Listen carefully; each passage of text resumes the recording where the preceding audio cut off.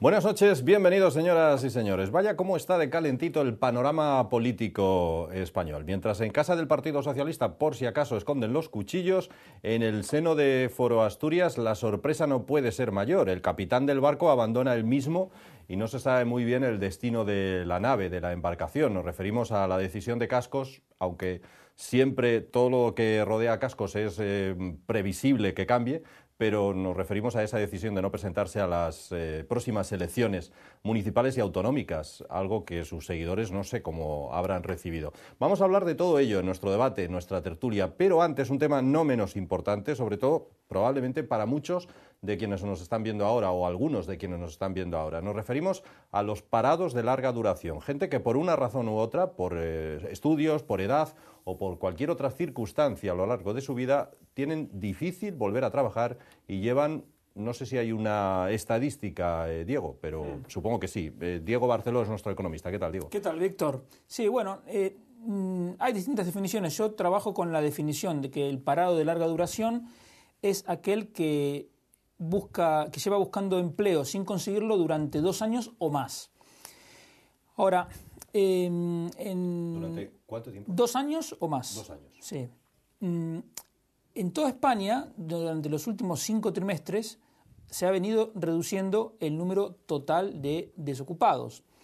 Ahora, si nosotros rascamos un poco en las estadísticas, ¿qué vemos? Que, por un lado, cae el número de parados de corta duración, es decir, la gente que ha estado en el paro menos de 2 años, y al mismo tiempo sigue creciendo el número de parados de larga duración. Concretamente, durante 2014, el número de parados se redujo en 480.000 personas. Pero esas 480.000 personas paradas menos surgen de un descenso de 555.000 desocupados de corta duración, que en parte se compensan con el aumento de 75.000 parados de larga duración. Es decir, que cuando terminó 2014 había 75.000 parados de larga duración más que al comienzo del año. Ahora, esto que ya viene ocurriendo hace 7 trimestres, es decir, viene cayendo el número de parados de corta duración y subiendo el número de parados de larga duración, nos muestra la característica más cruel de este fenómeno, que es que a medida que uno está más tiempo parado, tiene más difícil volver a trabajar. Entonces, yo le llamo a esto una suerte de apartheid laboral, porque esa gente va quedando marginada. Entonces, ¿esa gente cuántos son? Son 2,4 millones de personas, que son aproximadamente por mitades hombres y mujeres. 1.300.000 son varones, 1.100.000 son mujeres.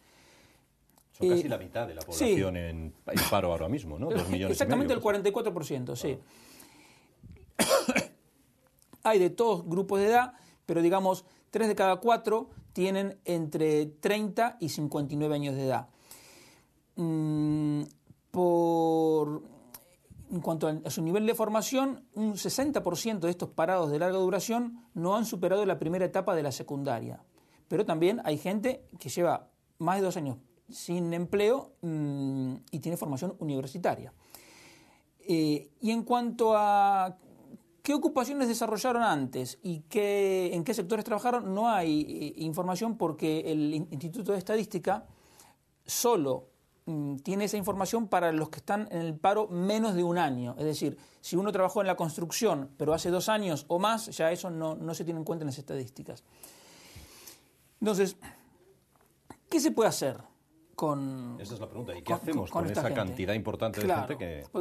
Por una parte, la propia recuperación va a ir resolviendo paulatinamente el problema, porque de hecho, si nosotros miramos en algunos colectivos específicos de parados de larga duración, por ejemplo, los de 20 a 24 años, vemos que se está reduciendo ahí el paro. Muy poquito, porque ya no incide en el resultado final, pero en algunos subgrupos se está reduciendo el paro de larga duración.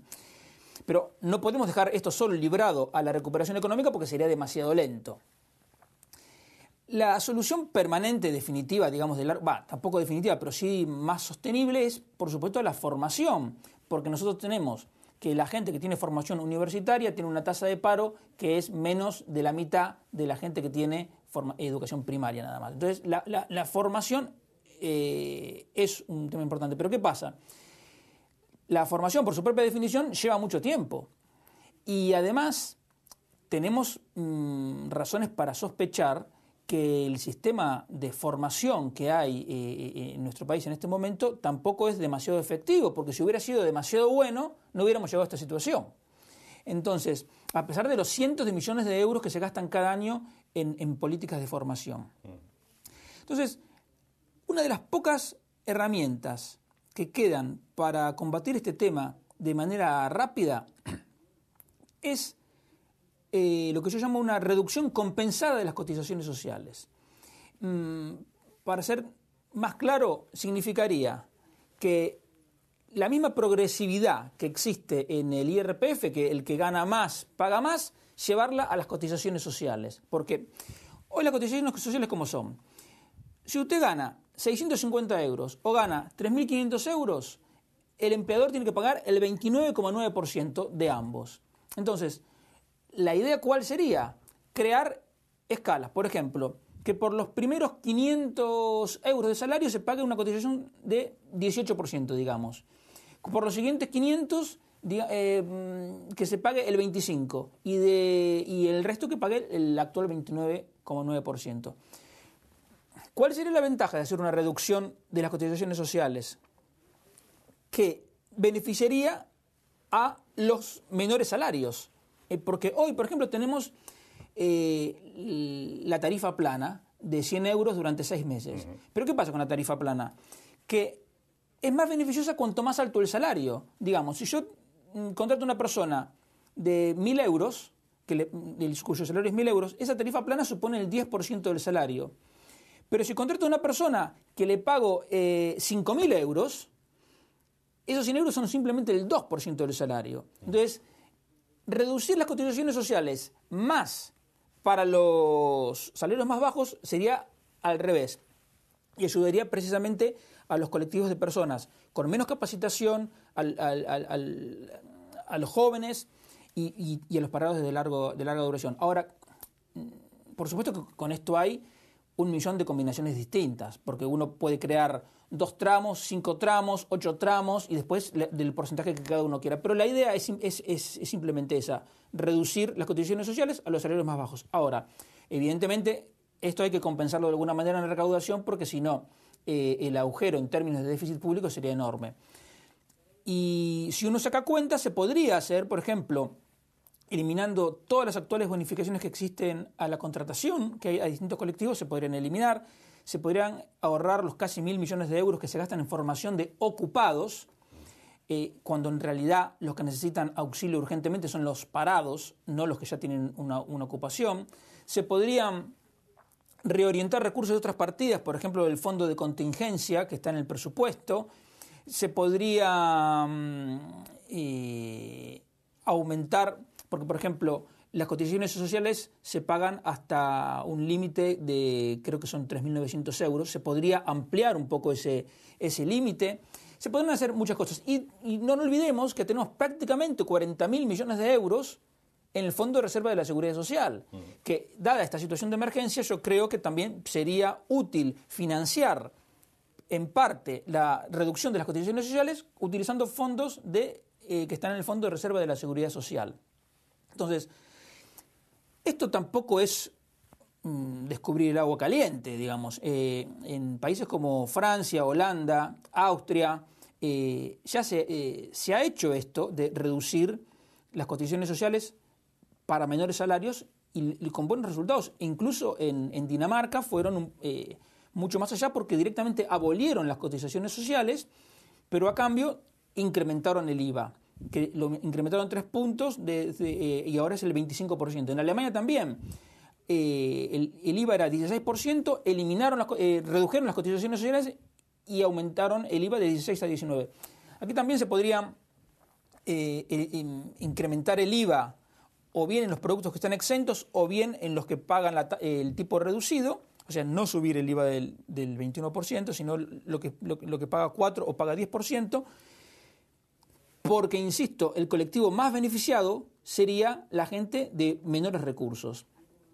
Entonces, con la ventaja adicional de que al ser una reducción permanente de cotizaciones sociales, la economía ganaría competitividad y favorecería la contratación de personal para cualquier nivel de actividad económica. Entonces, en definitiva, es la principal herramienta con la que se podría intentar atajar este problema. ¿En otros países existen situaciones similares también? ¿Tienen este problema también? Digamos, tanto como en España, no. La situación de España es inaudita en ese sentido, pero sí las distintas soluciones. Como decía antes, en Francia, en Holanda, se han reducido las cotizaciones sociales y en Dinamarca y en Alemania también. Ellos lo hicieron compensándolo con el IVA. A ver, lo ideal, si se pudiera, sería compensar totalmente esa pérdida de recaudación con recortes de gastos, recortando también subvenciones a empresas, etcétera. Ahora, cuanto en mayor medida se reemplace esa pérdida de recaudación por recorte de gastos, el impacto en la actividad va a ser mejor. Pero bueno, si se hiciera aumentando el IVA o aumentando algún otro impuesto, habría que ver los efectos finales, ¿no? En fin, es un tema grave porque además llega un momento en el que las prestaciones se acaban y queda como mucho algún tipo de ayuda y a veces precisamente no siempre. Esta gente que está parada de larga duración, hay un plan ahora, el plan extraordinario de activación para el empleo, que es positivo, pero que son todos planes que duran 6 meses y esta gente lleva con este problema más de 2 años, algunos hasta 3 años. Entonces, insisto, acá se necesita una acción contundente y permanente y la única tecla que falta por tocar es la de la reducción de las cotizaciones sociales de manera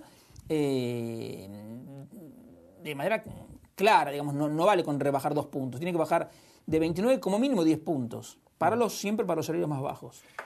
Bueno, señores, pues así hemos querido arrancar hoy nuestro programa número 67, por cierto, de este Ni Más Ni Menos. Le damos las gracias a Diego, aunque no marcha muy lejos porque enseguida vuelve para el debate. Diego, Rosa y Gonzalo hablan enseguida de otros muchos asuntos. La actualidad, como decíamos al principio, viene más que calentita, sobre todo la actualidad política. Hablamos de ello a la vuelta de la pausa.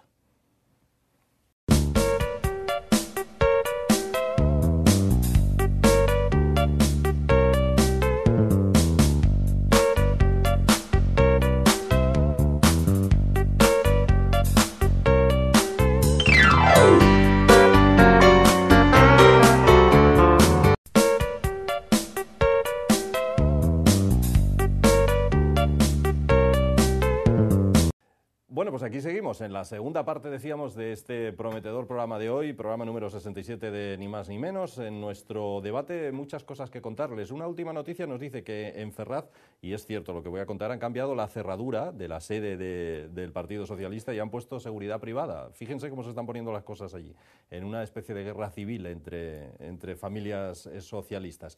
En fin, la relación del PSOE con el Partido Socialista madrileño ha saltado por los aires y ahora habrá que tener mucho cuidado con la onda expansiva. La verdad es que esto le debe venir muy bien a los de Podemos, ni pintado para un líder con coleta como es el líder de Podemos. Desde luego, el Partido Socialista parece el jefe de campaña de Podemos.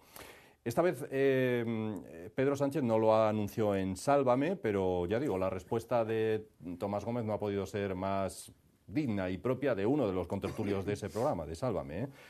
No siguió el consejo que nos dicen de cuando estás enfadado contar hasta 10 antes de responder o de contestar. Bueno, vamos a hablar de eso, pero sobre todo de temas asturianos y de cómo Álvarez Cascos ha hecho mutis por el foro o ha decidido dar la espalda a nuestra región. No se presenta, incomprensible, pero no se presenta como candidato de foro a las próximas elecciones. Bueno. En fin, empezamos por Rosa. Venga, vamos a ser caballerosos. ¿Qué tal, Rosa? Hola, muy bien. De cuadros. Muchas gracias. Buenas noches. Pues hay tantísimos temas hoy y tantas cosas. Has apuntado estos dos, que ya con esos 2 temas ya tendríamos casi para el programa completo. Pero bueno, yo me voy a reservar porque hay tantísimas cosas para decir, que presentes a mis compañeros y luego ya entramos en faena. Venga. Gonzalo, ¿qué tal, hombre? Venga, Muy bien, buenas noches. ¿Qué estás deseando? Lo de Ferraz me recuerda un poco a lo que pasó aquí en Izquierda Unida, ¿no? En la sede de la Plaza de América. Sí, es verdad. Es verdad. Así No sé si llegará tanto la... Bueno, sí, ayer casi llegaban a las manos algunos, a Sí, insultos, por eso lo digo. Sí, sí, sí. Falta uno que pasaba por allí, que creo que tuvo un problema aquí cuando lo de Izquierda Unida, ¿no? Sí. Uno que decían que era periodista. Sí, sí, que se hace llamar. Sí, sí. ¿No? Sí. Ese está en todas las salsas. ¿Qué tal? Sí, es como el tomate, está en todas las salsas. Diego, ¿qué tal? ¿Qué tal, Víctor? Bienvenido. Muy bien. ¿En la lista Falciani estás? ¿Miraste a ver si No, estás? lamentablemente no estoy, ya me gustaría. Ya me gustaría, pero el primero de todos, mostrando otra vez la singularidad argentina, el primero es un argentino, que no era dinero propio, sino que manejaba de distintas fortunas desde Londres, pero es increíble porque no fue un indonesio, un filipino, un chino, un argentino el que tenía más dinero, más de 1.000 millones de euros. Impresionante. Yo quería hacer un comentario que estoy viéndolo ahora mismo en la prensa asturiana, que dice el titular lo siguiente: Sostres sobre la renuncia de Cascos. Yo no lo descarto, así que no iría tan lejos. Este señor, Sostres, diputado, que se presente... El titular es este, que se presente a las primarias. No sé si nos toman... ¿Cascos o Sostres? Yo entiendo que Cascos... No entiendo esto. El diputado de Foro Asturias en el Congreso, Enrique Álvarez Sostres, no descarta que el presidente de su partido, Francisco Álvarez Cascos, vuelva a ser candidato a las próximas elecciones autonómicas porque aún no está abierto el proceso de primarias. La verdad, ¿habéis oído a Cascos de su voz decir que no se presenta? No. No, las referencias que tenemos son por la prensa, evidentemente. Exacto. Y por lo que él ha dicho a algunos de los militantes más cercanos, ¿no? Pues sí. Salvo que quiera que le hagan la ola... Pero a ver, Él ha dicho que no se presenta, claro que lo ha dicho. Él ha dicho que da un paso atrás, que estará donde le pida que esté el partido y que es el momento de renovarlo y que tenemos que entender el mensaje que está dando, por ejemplo, Susana Díaz, y que él no va a hacerle el caldo gordo a Podemos como PP, el PSOE, Izquierda Unida. Él lo que está diciendo es que se va para que gente más joven asuma el reto. Está tirando la toalla claramente. Bueno, es verdad que yo escuché unas declaraciones de él diciendo que él siempre había dicho que esto no era un proyecto personal, sino que Foro tenía que estar más allá de las personas. Es verdad, entonces eso es lo que yo escuché de boca de él. La verdad es que lo de proyecto personal es proyecto personal total y absoluto, y aquí estamos dos que podemos dar cuenta de ello. El partido fue hecho a su medida. Bueno, pero eso para él. A su medida y para él, y el partido es él. Sin él no tiene sentido. Desde luego. No tiene ningún De sentido. todos modos, es incomprensible estas decleraciones de Sostres, el diputado. Yo no entiendo. Yo no sé, bueno, yo he oído que hay estos militantes que están como si fueran una secta, que están recogiendo firmas para pedirle que se presente, en fin, empieza a ser todo vez, como hace 4 años. ¿Verdad? Empieza a ser todo, yo creo, un poco patético, ¿verdad? Porque Sí, eso es lo más grave. En Asturias, donde teníamos pocas cosas, pues ahora esto también. Además, a un mes, Foro tiene el día de no sé si es 14 o 15 de marzo, tiene su congreso regional donde se va a elegir al secretario general y candidato al Principado. O sea, a un mes vista decir que no me voy a presentar, a mí me parece ya no ocurrencia, que parece ocurrencia, me parece dejar plantada a la gente, y da la sensación que esto ya es la segunda vez, esta espantada es la segunda vez que la hace. Ya la hizo cuando Marqués, y vamos, Pero bueno, si se confirma... Pero vamos a ver, es verdad, hasta que no sea ese congreso, esperemos, porque a lo mejor... Pero de todos modos, sí, esto entonces, ¿qué tipo de pantomima es? ¿O No lo es una sé, estrategia? Yo creo que hay algún problema más de fondo, porque para que diga que la única que sabe leer la actualidad es Susana Díaz, y para que pondere a Susana Díaz, ¿quién te ha visto y quién te ve, no? Es decir, me da poderosamente atención que alguien como él, que se le supone que es un gran técnico, con una carrera profesional difícil, que decir, es ingeniero, no es el algarrobo, ¿no? Es decir, una persona formada y tal, esté ponderando a una persona que se tiró 10 años para hacer una carrera, que apareció en un partido político, nadie sabe ni cómo, ni cuándo, ni por qué. Si en el fondo, si preguntas a cualquier andaluz qué pinta Susana Díaz, nadie lo sabe, pero estaba y la pusieron, ¿no? Es una especie de Ovidio Sánchez, Susana Díaz, pero con la carrera tardó un poco más que Ovidio en hacerla, ¿no? Bien, es decir, llegar hasta el extremo de tomar como ejemplo a Susana Díaz para justificar su decisión, me parece que es un disparate. Que decir que está en baja forma, Cascos, hasta en cómo argumenta, pues normalmente su argumentación suele ser más contundente, más profunda y más solvente, ¿no? Es decir, él argumenta francamente mal. Él dice que no va a ser el candidato de Foro, es decir, sí lo dice, es decir, renuncia a encabezar la lista de Foro. No dice quién le va a suceder, no quiere interferir y quiere dejar... Lo ha dicho, Gonzalo. La prensa dice que lo ha dicho. Vamos a ver, el comercio, cuando habla de foro, habla en primera persona, ¿vale? Ya está. O sea, aquí no hay más. Hombre, para a mí mí me extraña que ante una noticia como esta no haya un desmentido inmediatamente el día siguiente si es que fuera falso, ¿no? Yo no entiendo, lo que no entiendo es las declaraciones de esos tres. Siendo diputado... Bueno, a lo mejor simplemente intenta presionar para que Cascos revierta su decisión. Sí. En cualquier caso, yo creo que para Asturias es una mala noticia porque era el candidato de más envergadura política y ahora lo hace todavía más mediocre al panorama regional. Y la otra pregunta, la otra cuestión es a quién beneficia, porque está claro que Foro Asturias va a ir barranca abajo, y entonces el que era un votante puro de Cascos, ¿a dónde va a ir? ¿Vuelve al PP? ¿O se va a Ciudadanos? ¿Vox? Volverán al PP. ¿A dónde irá? No si sabemos. el PP hace una buena campaña y Pues el para PP este viaje... presenta... Pues sí, por eso a mí me parece algo inaudito que esto suceda, ¿no? Porque se involucró a miles de personas en ese proyecto, miles de personas que entraron y trabajaron con una ilusión tremenda. También es verdad que miles ya se desinvolucraron hace tiempo, ¿no? También. Entonces, bueno. También. Bueno, la verdad es que es la noticia bomba. Lo que sí queda claro que Foro sin Cascos no tiene ningún sentido. Ninguno. ¿Y quién puede ser el candidato de Foro a partir de ahí? Dicen, la misma prensa que habla de esta noticia, apunta a Cristina Coto como la mejor colocada para suceder. En las últimas elecciones era el número 2 de la lista. Por lógica, ¿no? O sea que sería... Entre lo que no deja de ser una locura, que es mantener al partido de Cascos sin Cascos, pues cualquiera puede ser una opción, ¿no? Yo aquí me quedo con aquello que decía Chesterton, que no importa si el viaje es loco o deja de serlo, ¿no? Lo importante es que el viajero se acuerde. Entonces aquí a mí lo que me da la impresión es que se ha perdido el sentido. Foro no tiene sentido sin Cascos. Yo no digo que sea un mierda, pero está actuando como si fuese un mierda. Es decir, estoy calificando su actuación, no a la persona. ¿Y por qué lo digo así? Lo digo así porque para mí hay dos elementos determinantes de esta decisión que se nos anuncia. Elemento 1, las encuestas, que lo convierten en tercera o cuarta fuerza política en Asturias. Y claro, es muy bonito ser candidato y presentarse y implicar a la gente y embarcar a la gente en un viaje cuando el resultado va a ser previsiblemente bueno. No es tan bonito cuando te puedes dar la galleta de la historia. Entonces yo creo que ese es el tema principal. El otro tema principal es que uno de sus peones, alfiles, reina, caballo, torre, llámalo como quieras, yo creo que hacía todas las funciones, que es el ecónomo del partido, que es Pelayo Roces, ya ha anunciado que no se presente, parece ser que se va a trabajar en una empresa familiar fuera de España.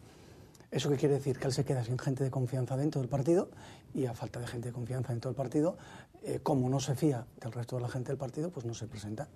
Él no quiere asumir una responsabilidad con gente que no es de su absoluta confianza y tira la toalla. Y para mí tirar la toalla en este momento es de cobardes tirar la toalla. ¿Por qué? Porque hay demasiada gente la que se ha implicado en tu proyecto, hay demasiada gente que trabajó para ti sin pedir nada a cambio, otros pidieron algo a cambio, ¿no? Pero hay mucha gente que trabajó sin pedir nada a cambio, hay mucha gente que se implicó personalmente. Todos podemos ver o recordar el lamentable espectáculo que se dio en Oviedo, pidiendo firmas contra personas, personalizando, estando en la calle, perdiendo la dignidad, porque eso que se hizo de pedir firmas contra dos personas fue perder absolutamente la dignidad personal, y todo eso se hizo instigado por Cascos, promovido por Cascos y por Cascos. Entonces lo que no puede ser es que después de forzar o de pedir o de solicitar a tanta gente que se moje por ti, ser tú el primero que abandona el barco y tiras la toalla. Eso no puede ser. Mira, la frase esa que él hace de no me voy a ir, me quedo, doy un paso atrás, o me quedo en segundo plano, o estaré donde diga el partido, o no me voy de foro, me recuerda un poco a lo que yo dije cuando me fui. Es decir, es explicar que tu decisión es irrevocable, que tú te vas de un sitio, que ya no vas a seguir participando de un proyecto, y agradecer a la gente el trabajo que ha hecho. Ya, lo que pasa que es que cuando eres el líder de un partido que se monta para ti y por ti, porque el partido lo montamos para que Cascos pudiese presentarse, eso es así. Mucha gente se puso de acuerdo en que era la persona adecuada para encabezar algo. Lo que no puedes hacer es esta cadena de tiro la toalla en todas partes. Tiro la toalla resignando el gobierno por primera vez y tiro la toalla ahora yéndome. Es decir, me vale si soy el bueno, el guapo y gano, y tengo todo lo bonito, y no me vale si tengo que purgar en la oposición. Claro, 3 años en la oposición son muy duros, porque yo entiendo que el Parlamento asturiano, como todos los parlamentos autonómicos, es un auténtico coñazo, porque en el fondo no se hace nada, ¿no? Es decir, es algo que nos podríamos ahorrar. Podríamos escoger a un presidente, escoger a un gobierno y que el gobierno gobierne, ¿no? Que no tenga capacidad legislativa, que la capacidad legislativa esté en Madrid y que aquí sean un poco más o menos que ejecutores de la norma, ¿no? Porque en el fondo es que no hacen nada en el Parlamento asturiano. ¿Cuántas leyes sacan al año? 3, 2, 1,5, resoluciones absurdas sobre no se sabe qué, comisiones de investigación que no valen para nada, para darse a unos a otros, para que la gente pase, para justificar una nómina. En el fondo, en el Parlamento asturiano se hacen muy pocas cosas útiles para Asturias. Muy pocas o casi ninguna. Porque al final, de todo lo malo, la culpa aquí del gobierno central, debe ser que el gobierno autonómico y el Parlamento autonómico no valen para nada, ¿no? Entonces, bueno, pues yo entiendo que es una actividad que no es tan bonita como ser ministro, o como ser diputado nacional, o cualquier otra cosa de esas, o como vender cuadros, entonces ya no nos gusta. Entonces, como no nos mola lo que estamos haciendo, pues tiramos la toalla, porque el invierno es muy largo, muy aburrido, venir los martes a Asturias, marcharse los jueves, pues y tener a la familia poco atendida, pues es incómodo, ¿no? Yo, después de haber oído hablar muchas veces a cascos, después de haber estado, como es evidente, en muchos mítines donde le he oído hablar infinidad de veces, a mí esta decisión me parece, vamos, una estruendosa incoherencia. No me resulta aceptable de ningún tipo que este señor, que está en su derecho, evidentemente, personalmente, dice me voy, nadie lo ata ni al partido ni al gobierno de Asturias, pero lo que ha dicho Gonzalo, que lo asumo de principio al fin, estoy totalmente de acuerdo. A mí me parece que hay que estar, como se puede decir vulgarmente, a las duras y a las maduras, porque es muy bonito ser presidente, tener todo en tu mano, pero es un poco complicado estar en la oposición, aguantar carros y carretas, no vivir aquí, en fin. De todos modos, yo voy a cerrar este tema con una frase que él decía muy a menudo y que creo que viene al caso. El que elige camino, elige destino. Sí, la otra que le gustaba mucho era lo de que no hay que llorar por la leche derramada, ¿no? Esas eran sus 2 frases estrellas de profundo pensador. Y que no se puede sorber y soplar. Esas eran sus frases. Pero mira, yo una cosa que no quiero que se me olvide. Estrella. Perdonad que reinserte saltándome el turno natural, ¿no? Esto es un triunfo de Mercedes Fernández. Alguien le auguró muy poco futuro político a Mercedes Fernández porque Cascos se la iba a comer. Bueno, pero un triunfo que no sé si ella sea... Y al final... O sea, que le llega... No, vamos a ver, al final si hay 2 partidos de derechas y uno de los líderes se va, el que gana es el otro. No hay más que hablar. Sí, bien, ¿Y si hay, Es decir, hay otras cosas que desconocemos?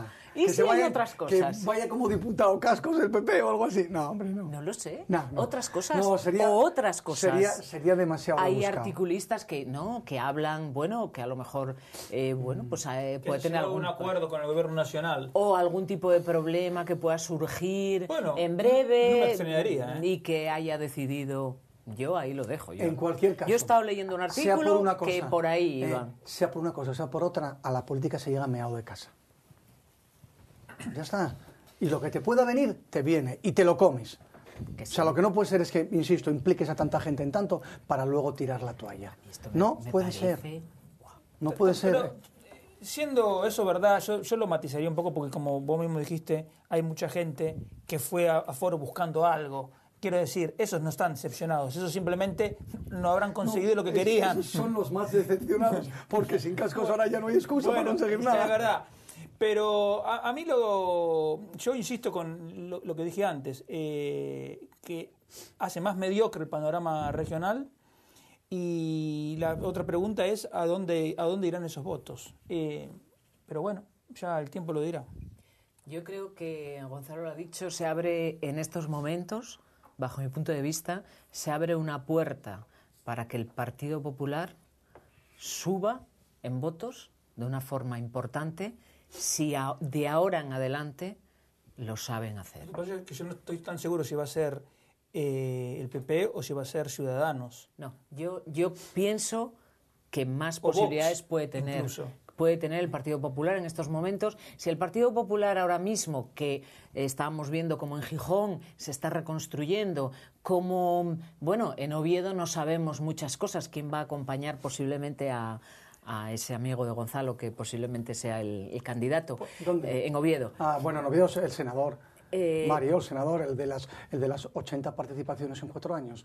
Ese gran trabajador, ese senador que tanto trabaja por el bien de Asturias. 80 participaciones en 4 años. Son 100 semanas, no 4 años, algo más. 20 al año. Sí, son 120. 21 cada 15 días. Bueno, yo ese señor ya, Joder, es un yo creo currante, que un currante en el nato, Partido ¿no? Popular ya no cuentan ni con él. O sea, si ya además tiene su residencia, Mira, creo que en Madrid. Ahora o que sea, mencionaste a Caunedo, el otro día, creo que fue el lunes, lo escuché decir una cosa que a mí me impactó realmente, porque él habló de que su política era generar nuevos derechos, que era exactamente lo mismo que decía Zapatero. Es decir, pero es que hace mucho es que tiempo que él me acordé, dijo ¿te acordaste? me acordé de lo que tú siempre decías, de que él se sentía más socialdemócrata. Es que una cosa es que las circunstancias políticas lo hayan llevado a pactar con Izquierda Unida. Aceptémoslo, pongamos. Pero No, lo tuyo, ¿no? difícil de hacer. por eso, pero digamos. Sí. Pero de ahí a aceptar, hacer como propio el discurso de la izquierda, de los nuevos derechos, cuando sabemos que los nuevos derechos son un engaño, porque los nuevos derechos son simplemente gasto público que mientras se puede hacer se hace y cuando no se puede hacer se corta. Entonces de derecho nada. Ahora, eso me impactó, realmente fue lo último que esperaba escuchar de Caunedo y lo escuché. Yo Aparte, vuelvo es que a es alcalde. repetir. Es decir, un alcalde de una ciudad no genera derechos. Tiene que gestionar una ciudad y dejarse de hacer frases redondas porque además el PROVE no está dotado para ello.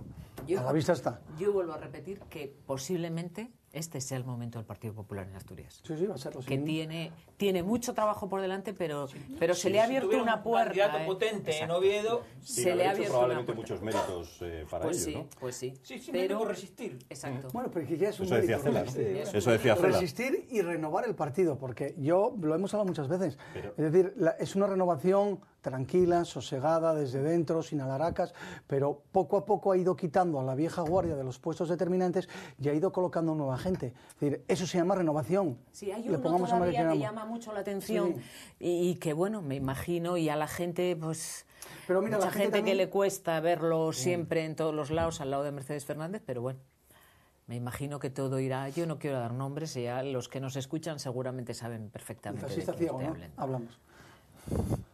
Bueno, dejamos las claves para luego y hablamos de la situación del Partido Socialista. ¿Qué os parece lo que ha ocurrido en el seno de este partido que vive casi ya una guerra civil, por lo menos en Madrid, ¿no? Yo ayer veía unas imágenes en la sede con 50, 60 militantes, o 100, no lo sé. Yo creo que este hombre, Tomás Gómez, vamos a ver, estos militantes llegaron a la sede no por su propia cuenta, sino porque los habrá empujado el candidato. Realmente era patético ver a aquella señora con aquellos insultos, los otros con el carné en la mano, que querían entrar. De todos modos, yo creo que son muy torpes, porque alguien de la dirección general o regional o como lo llamen, debería haber bajado y haberles hecho pasar y hablar con ellos, aunque sea para dorarles la píldora. Pero no, los echaron a la calle, pero allí en un enzarzamiento entre un señor y uno, no sé si sería de seguridad. O sea, me pareció patético. Ahora, el presidente socialista, yo, bajo mi punto de vista, ha cometido a 3 meses de las elecciones el mayor error político que se pueda uno imaginar. Sí y no. El Partido Socialista de Madrid, sobre todo la Federación Socialista Madrileña, o el PSM, o como se llamen, porque es un sudóculo del PSOE, ¿no? Siempre. Era un partido, era una federación inane. Nadie la conocía, nadie sabía nada de ellos, más que de cuando salía alguna noticia de lo de Parla o de aquella. El Pero tamañazo, todo aquello, sí. no sí, estaban ni se les esperaba. Y ahora No, yo creo que sí. van a tener una semanina, 15 días de portadas de periódicos y hay mucha gente que se va a volver a acordar de que el PSOE también No, existe. pero tiene una guerra no solo el civil PSOE, sino dentro, también el PSOE. Tienen una guerra Sí, civil. pero harán unas primarias, ganará quien gane, como ganó Zapatero, como ganó Pedro Sánchez, como ganó quien sea, y por lo menos habrán tenido mucha publicidad gratis y darán una lección de democracia frente a un PP que va a hacer así. Tú Pero es eres el una candidato. publicidad muy mala. No es, Pero la es publicidad publicidad. puede ser buena o mala, pero esta publicidad es Yo muy creo mala. que- Es muy mala esta yo publicidad. creo que Pedro Sánchez hizo bien A ver, vamos a partir de una base. Yo no conozco los estatutos del PSOE, pero parto de la base de que todo lo que ha hecho lo han decidido de acuerdo a los reglamentos internos. Creo que no. Bueno, pero yo parto de esa base. Si no, bueno, ya es una cosa que tiene fácil contestación. Va a los tribunales, esto está contra el reglamento y punto. Parece ser que es lo que dice Tomás Gómez. Si partimos de la base de que está hecho todo de acuerdo con el reglamento, yo creo que Pedro Sánchez estuvo bien, e incluso me llamaría la atención porque ya van 2 jugadas seguidas correctas por parte de Pedro Sánchez. Una, el haber firmado el pacto contra el terrorismo yihadista con el gobierno central, es decir, con el que puede ofrecer una cierta imagen de hombre de Estado o capaz de llegar a acuerdos para contrapesarlo con la imagen del radical de Podemos, aunque nota al pie de página, no entiendo cuál es el problema que tienen los socialistas con la cadena perpetua para los terroristas yihadistas. Porque, tampoco. Pero bueno, eso al margen. Y esta medida que ha tomado ayer de quitar a Tomás Gómez me parece razonable, porque primero, él se fortalece o muestra, hace un ejercicio de autoridad interno. Segundo, si él estaba viendo que internamente le estaban moviendo la silla, con lo que está haciendo ahora es intentar conseguir el apoyo por fuera, es decir, por la gente. ¿Por qué? Porque, vamos a ver, Tomás Gómez era uno de los peores candidatos posibles que tenía el Partido Socialista en Madrid. Cualquier candidato va a ser mejor. Entonces, si además consigue, digamos, un buen candidato, ese tanto se lo va a apuntar Pedro Sánchez. Entonces eso lo puede fortalecer.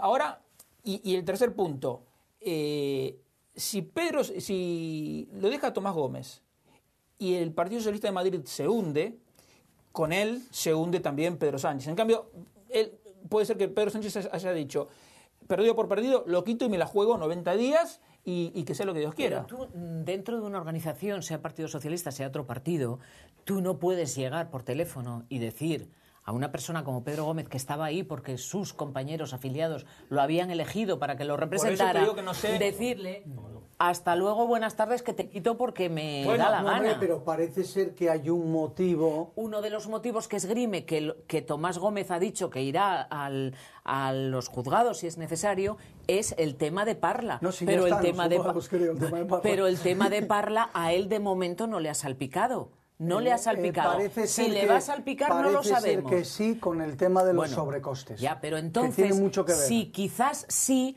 habría que echar a la mitad de los que están en política. No, pero vamos a ver. Si yo creo que esto además aquí mata a 2 pájaros de un tiro. Por un lado lo que dice Diego, es decir, se ha quitado un problema de delante, se ha quitado a un candidato que no puede ser peor por y un pluvitín. Como candidato que ya lo nombrado, a mí no me gusta nada. Es bien mucho flojo. mejor. Pero escuchadme una cosa. Pero como luego, ministro de Educación, perdón. Déjame rematar el argumento. Luego tiene otra lectura esto. Está diciendo, Susana, si al final estos 2 van como imputados, quiero que tú hagas lo mismo. Yo lo haré y tú lo harás. Ya. Pero mira, precisamente, perdón que te interrumpa, Pedro Sánchez incluso puede decir que se ha cargado a una persona que con un manejo, digamos, si no turbio, como mínimo poco eficiente de la cosa pública. Yo creo que al 90% de la gente independiente esto le ha parecido bien. Claro, pero a los votantes socialistas esto puede traer, de todos modos, alguno. Tomás Gómez ya ha recurrido ante el partido su suspensión por basarse en meras posibilidades. O sea, él ya ha recurrido. Luego, como tonto no será, si recurres porque sabe que puede. Si es verdad lo que se dice de que Pedro Sánchez estuvo asesorado por Rubalcaba, pues tanto mejor me parece para Pedro Sánchez. Entonces está bien asesorado. No, si Rubalcaba está detrás puede suceder cualquier cosa. Porque ese hombre es, en fin, tengo adjetivos. Pero ¿por qué Rubalcaba siempre está detrás de todo lo malo en este país? Rubalcaba siempre está detrás de todas las cosas que son sospechosas. Te digo, si él se ha retirado, que se retire. ¿Qué hace ahí? Siempre está manejando detrás los hilos, tirando de la cuerda. Igual que Zapatero cuando se fue a cenar con Pablo Iglesias, es para cobrar facturas personales. Entonces, en este caso, lo que querían era cobrar la factura a a Tomás Gómez de cuando estuvo entre los que querían que Rubalcaba se fuera. Bueno, y ahora aprovechó y se cobró esa factura. Es más, Tomás Gómez, estoy leyendo aquí, en el recurso que ha presentado hoy, dice que pide la nulidad de pleno derecho porque la resolución ha sido adoptada por un órgano manifiestamente incompetente para tomar esa decisión. Luego, Pues yo creo que han organizado un cisma que donde eran pocos o éramos pocos en el país, esto está que arde. Porque, bueno, yo creo que lo que menos se necesita es esto. En el PP también estarán contentísimos, en Madrid, digo yo. Porque, claro, más barullo, Mira, más madera, esto es yo la creo que todo va a guerra. depender de quién sea finalmente elegido el candidato. Si él es un candidato bueno y mejora las perspectivas electorales del PSOE, ese tanto se lo va a apuntar Pedro Sánchez. Yo creo que van por ahí. No, pero el yo creo que le va a salir bien. cisma que se ha montado en Madrid, eso ya no se lo quita nadie. Y va a tener un sector en contra, pero en contra, porque él ya no tenía muchos amigos dentro, ¿eh? Porque la gente ha visto que es un Zapatero bis, con Bueno, pero incluso si lo hizo... en momentos que hacen más tonterías aún que Zapatero. Yo, lo que más me sorprendió fue que ayer oí en TPA que había llamado a Javier Fernández para tomar esta decisión y que Javier Fernández estaba de acuerdo.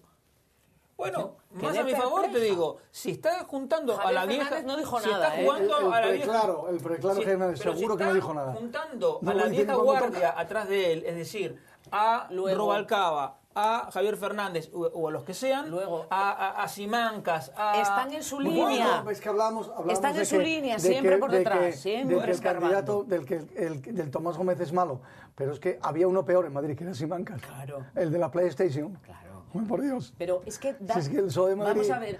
me temió por la cabeza. No se podía de otra forma. ¿Recordáis los socialistas, la vieja guardia socialista, los de toda la vida? Estas cosas debían pasar a diario, pero sabían hacerlo. O sea, jamás se destapaba ninguna cosa fuera. Yo no sé qué hacían, si sabían presionar, si Rubalcaba sabía cómo presionar.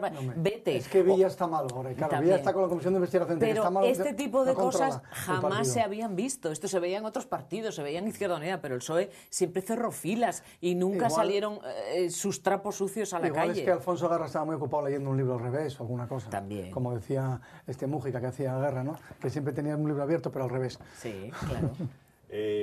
Bueno, a Tomás Gómez, dice hoy una noticia, le preocupa y pide que le devuelvan su cargo, pero también su miniatura de una Vespa, que tenía por lo visto en su despacho. Es en serio, es una noticia hoy. Es conocida su afición por las motos, tenía allí una miniatura de una Vespa Y se y la que se la quitado. devuelvan, claro, Claro, porque ya ha no quedado se puede dentro. subir para irse, ¿no? Ha quedado dentro. Sí, en eso tiene razón. Pues En sí. lo de la Vespa. Sí, lo de la Vespa Si tiene era razón. de él, Sí, lógico. si era de él. Bueno, que tengan cuidado porque Ahora, es un culturista si era reputado, ¿eh? si era un regalo institucional, no era de él la No Vespa. era de él, no era Claro. de él. Ese regalo se tiene que quedar. Ay, Dios mío. En fin, bueno, y de la lista Falciani yo creo que el que más nos puede decir es Diego. A ver, una pregunta clara y rápida, Diego. ¿El que estés en esa lista significa que eres un defraudador o no necesariamente? Y eso es lo que no me gusta de la lista. Porque, digamos, que se combata la evasión, a mí me parece bien porque es una cuestión de justicia. Si yo pago mis impuestos, ¿por qué no lo va a pagar el de al lado? Ahora, publicar una lista criminalizando a todo lo que está ahí, me parece una barbaridad. Y el mejor ejemplo es lo que se ha hecho con Fernando Alonso. Fernando Alonso durante unos años vivió en Suiza. Y pagó sus impuestos al en menos Suiza. tenía allí su sede Tenía fiscal. sí, bueno, vivir y probablemente tenía que estar por más de 180 días en Suiza y pagaba ahí. Fenómeno. Yo he leído reportajes, dijo, me cansé de estar ahí, quiero volver aquí. Volvió a España, no solo a España, sino a Asturias. Y paga sus impuestos aquí, pero dejó su dinero allí, o una parte, porque no sabemos cuántas cuentas corrientes Y lo tiene. declara, ya está. Y lo tiene declarado. Y ha pagado aquí y se ha comido el aumento de impuestos en el IRPF y ha pagado aquí. Es una persona que le tendremos que agradecer. Gracias a lo que paga Fernando Alonso de impuestos. Se mantienen muchísimas escuelas en Asturias. No una, muchas. Sí.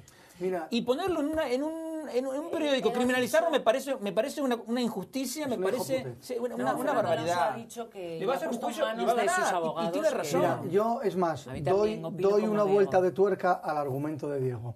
La lista Falciani inhabilita cualquier procedimiento contra cualquier implicado por el origen que tiene, porque están quebrantando el secreto bancario, por lo tanto es una prueba obtenida ilegalmente. Es decir, es un disparate lo que se hizo con Falciani.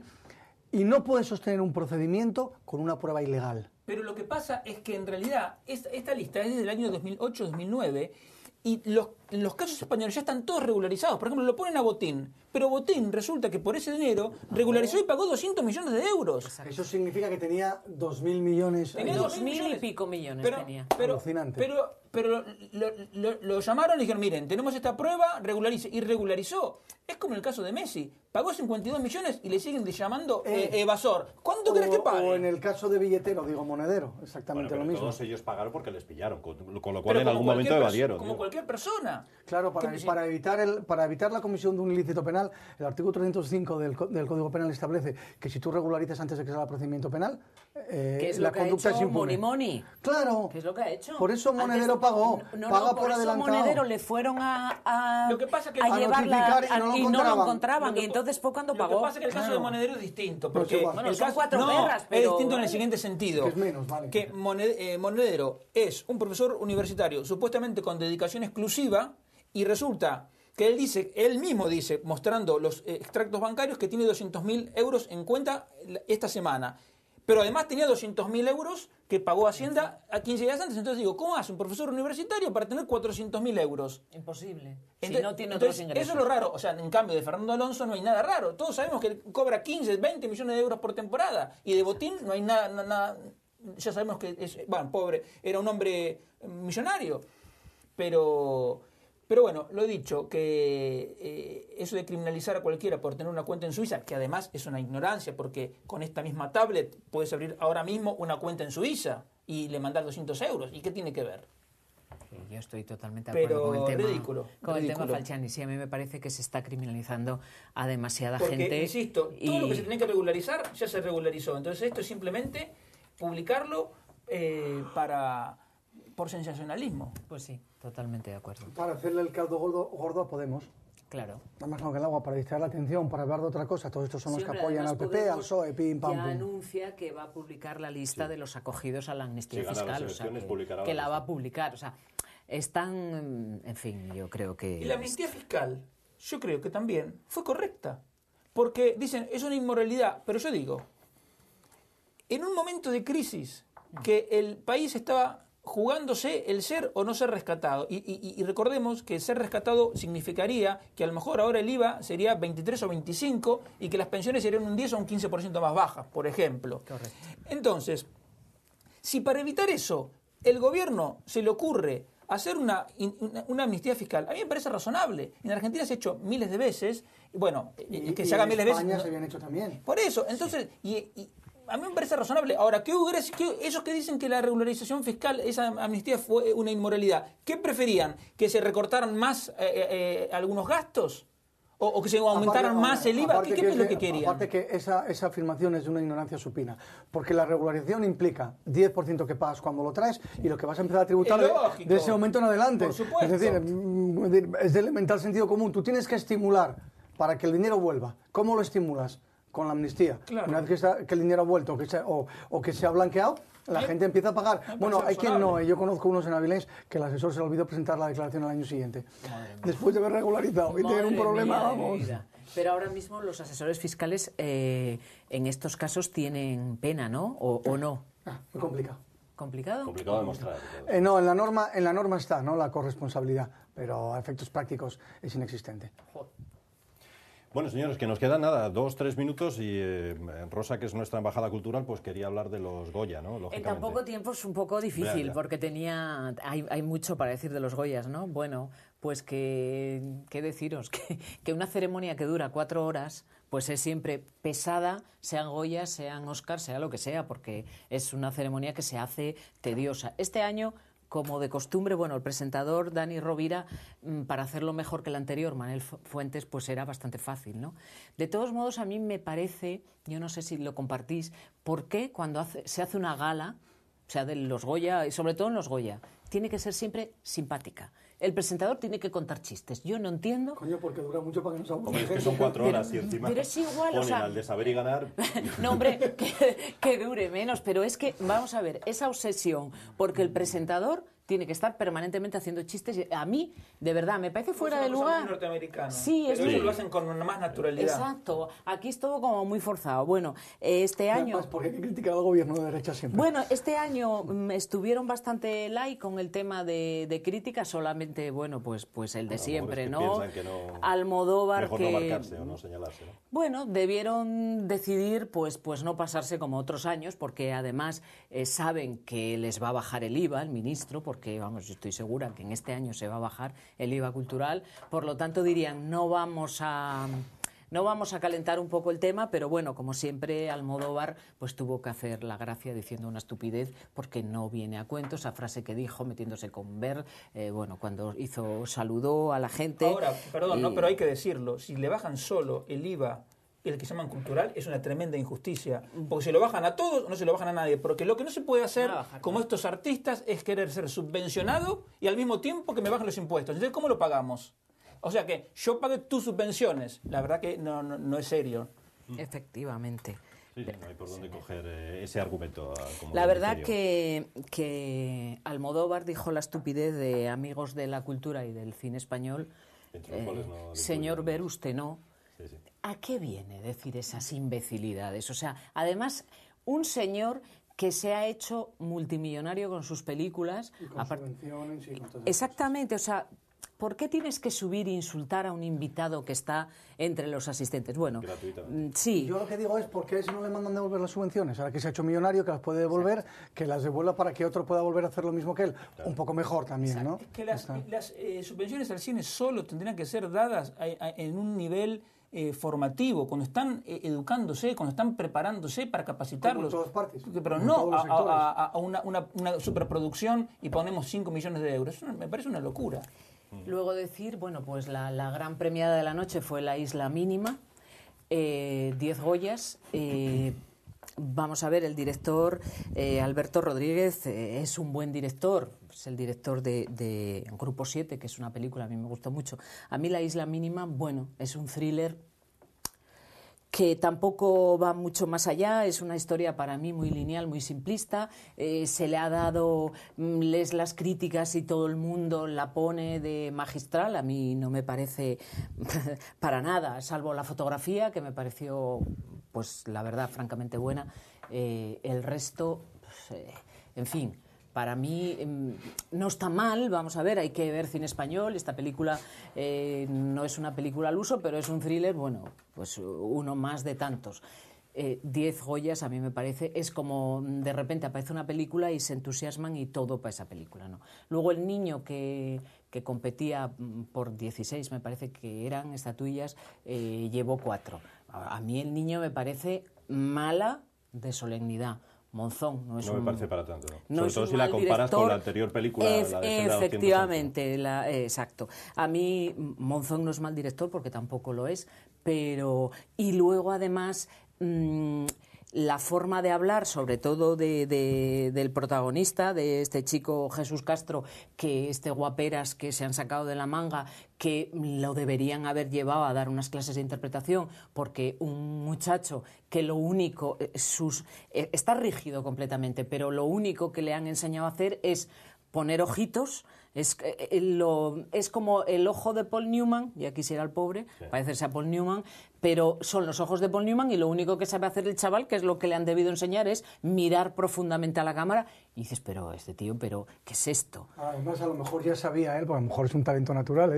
Yo creo que no, yo creo que... Es más, yo digo que no tiene recorrido este chico, que no tiene recorrido porque no tiene formación. Si es guapo y todo lo que tú quieras, pero con eso no se llega muy lejos en España. Hay mucho, Exactamente.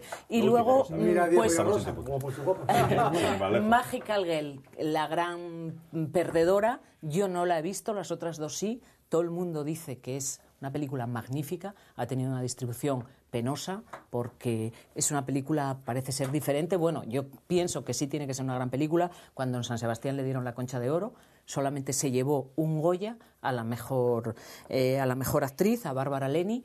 Y luego hubo la película que llevó el premio a la mejor, solamente se llevó un Goya a la mejor película iberoamericana, que es una película argentina que también dicen que es fantástica, va a ir a los Goyas, Relatos Salvajes. Perdón, a los Oscar, efectivamente. Relatos Salvajes no la he visto tampoco, pero creo que es muy buena, muy buena. Lo que pasa es que es Argentina, pero España hubo alguien que puso algo de dinero y entonces se pudo presentar. Luego 8 apellidos vascos, que llevó también 4 cositas que, bueno, no para mí, como no merecía gran cosa, simplemente 8 apellidos vascos recaudó muchísimo dinero. Lo mismo, es lo último que quiero apuntar, que La Isla Mínima y El Niño han tenido unas recaudaciones fantásticas, pero ¿por qué? Porque estaban las televisiones detrás produciendo y las campañas que se hicieron publicitarias fueron brutales, lo que demuestra en España que si haces una gran campaña publicitaria, lo mismo en cine que en cualquier otra cosa, ¿no? Llega. Y gente que hacía años que no iba al cine, ha ido al cine a ver estas películas. O sea, que sigan haciendo campañas publicitarias y aunque yo haya hecho un poco de crítica a estas películas, sigamos yendo al cine y a ver cine español. Claro que sí, hombre. Hay que seguir apoyándolo. Bueno, señores, nos despedimos en este programa, decíamos, número 67 de nuestro Ni Más Ni Menos. La semana que viene más. Muchas gracias, Gonzalo. ¿Algo más sobre lo de cascos? Ya nos podemos quitar el casco.